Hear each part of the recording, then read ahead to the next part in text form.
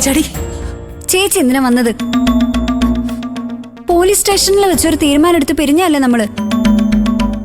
അങ്ങനെ പിരിയാൻ പറ്റുന്ന ബന്ധമാണോ മഞ്ചാടി നിനക്ക് നിന്റെ അച്ഛനോടും ചേച്ചിമാരോടും ഉള്ളത്? അത് അവരും കൂടി ചിന്തിക്കേണ്ടതായിരുന്നു സത്യേട്ടാ. എന്നോട് അവർക്ക് സ്നേഹമായിരുന്നെങ്കിൽ എന്റെ സന്തോഷത്തെ തല്ലിക്കെടുത്താൻ അവർ നോക്കൂലായിരുന്നു.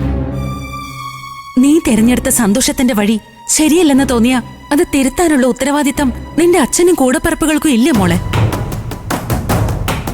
ഞാനും ജീവൻരാജും തമ്മിലുള്ള കണക്ഷൻ ശരിയല്ലെന്നും അത് ശരിയാവില്ലെന്നും നിങ്ങൾക്ക് ഇപ്പൊ എങ്ങനെ പറയാൻ പറ്റും? എല്ലാ വശങ്ങളും നോക്കി ജാതകപ്പൊരുത്തം നോക്കിയല്ലേ എന്റെ ചേച്ചിമാരുടെ കല്യാണം നമ്മുടെ അച്ഛൻ നടത്തി തന്നത്. എന്നിട്ട് ആ ബന്ധങ്ങളൊക്കെ ഇപ്പൊ ശരിയായ രീതിയിലാണോ പോകുന്നേ?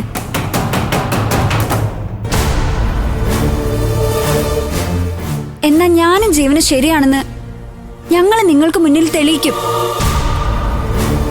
സുശീലാന്റി ഞങ്ങളുടെ കല്യാണം ഉടനെ നടത്തി തരുമെന്ന് പറഞ്ഞിരിക്കുക. ദയവ് ചെയ്ത് അതിന് തടസ്സം നിൽക്കാൻ വരരുത്. മഞ്ചാടി, എന്റെ അമ്മയെക്കുറിച്ച് ഞാൻ കുറ്റം പറയാൻ പാടില്ല. പക്ഷെ ഇക്കാര്യത്തിൽ എനിക്ക് പറഞ്ഞേ പറ്റൂ. അമ്മ നിന്നെ ഉപയോഗിച്ച് അനന്തമാഷിനോടും കുടുംബത്തോടും പകരം വീട്ടുന്നതാണ്. നീ അതിന് നിന്ന് കൊടുക്കരുത്.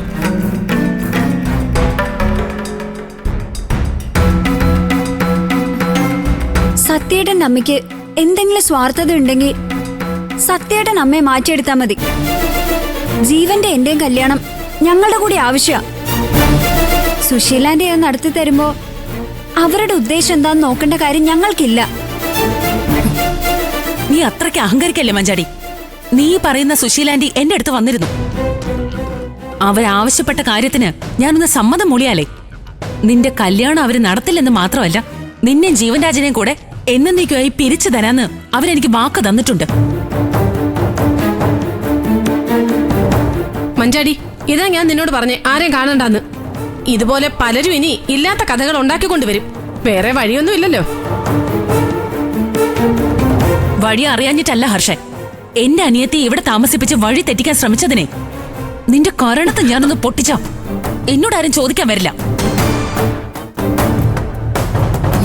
ഇവളെ വിചാരിച്ച ഇവൾ ഇതിലും വലിയ കുഴി ചെന്ന് ചാടരുതെന്ന് മാത്രം ഓർത്തിട്ട.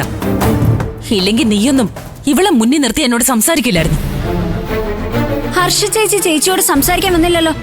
ചേച്ചിയല്ലേ അവരുടെ വീട്ടിലേക്ക് വന്നത്. മഞ്ചാടി, ഏടത്തിയെ ഞാൻ എങ്ങോട്ട് കൂട്ടിക്കൊണ്ടു വന്നത്? നീ ചിന്തിക്കുന്നതിലും അപ്പുറത്തുള്ളൊരു ചതി ഇതിനകത്ത് ഒളിഞ്ഞു കിടക്കുന്നുണ്ട്. ദയവ് ചെയ്ത് നീ ഒന്ന് മനസ്സിലാക്ക്. ഇല്ല സത്യേട്ടാ, നിങ്ങൾ ഇനി എന്ത് പറഞ്ഞാലും എന്റെ വീട്ടുകാരെ ഞാൻ വിശ്വസിക്കത്തില്ല. എന്നെ പിടിച്ചോണ്ട് പോയി ജീവനെ പോലീസിന് ഒറ്റുകൊടുത്ത് തല്ലി ചതപ്പിച്ചത് ഇവര്. അതിന്ന് എന്നെ അവനെ രക്ഷിച്ചത് സുശീലാന്റെ ഇന്ദ്രേട്ടനുവാ. അപ്പൊ അവരെയല്ല ഞാൻ വിശ്വസിക്കേണ്ടത്. ഇന്ദ്രേട്ടനെ രവിയെ സപ്പോർട്ട് ചെയ്യുന്നത് കൊണ്ടാ എനിക്ക് ഇവിടെ നിൽക്കാൻ കഴിയുന്നത്. ഇവിടെ തന്നെ ആരെങ്കിലും പിടിച്ചോണ്ട് പോകാൻ നോക്കിയാ അവരിടപെടുമെന്നുള്ള പ്രതീക്ഷ എനിക്കുണ്ട്.